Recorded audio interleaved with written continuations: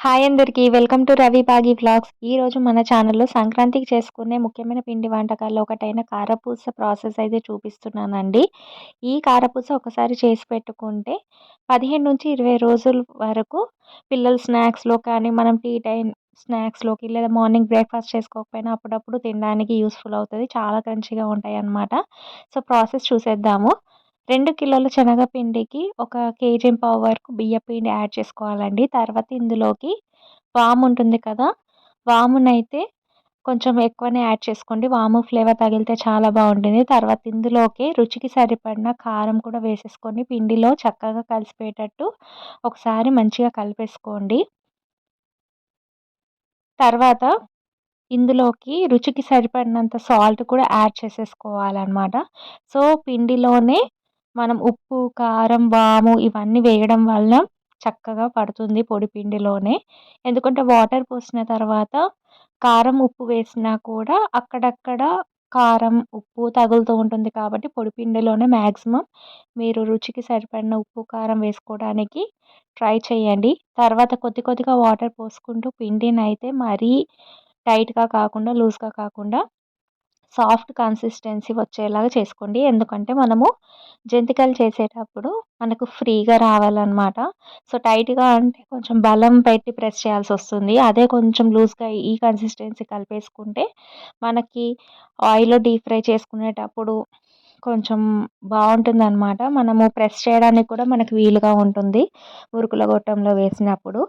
So, ఈ కన్సిస్టెన్సీలో కలుపుకున్న తర్వాత ముద్దనంతా చక్కగా ఒక 2, 3 ముద్దల కింద కలిపేసుకొని ఒక సైడ్‌కైతే పక్కకి అదిమి పెట్టేసుకోవాలి. ఇప్పుడు దీన్ని ఒక అరగంట పాటు రెస్ట్ ఇవ్వాలనమాట. ఈలోగా మనము డీప్ ఫ్రైకి సరిపడినంత ఆయిల్ అయితే కడాయిలో వేడి చేసుకోవాల్సి ఉంటుంది. ఇక్కడ అప్రాక్సిమేట్‌లీ ఒక 2 ప్యాకెట్స్ ఆయిల్ అయితే పడుతుందనమాట. మనం చేస్తున్న క్వాంటిటీకి.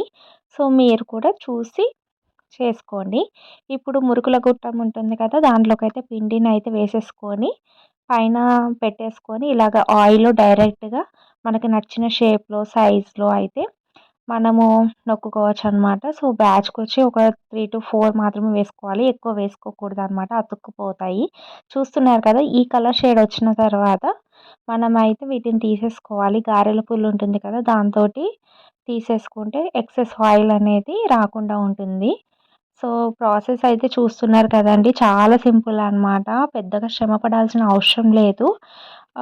ఇలాగా బ్యాచ్‌కి 2, 3 సార్లు వేసేసుకొని ఫ్రై చేసేసుకోవాలి. చాలా క్విక్‌గా అయిపోతుంది. ఎక్కువ టైం కూడా పట్టదనమాట.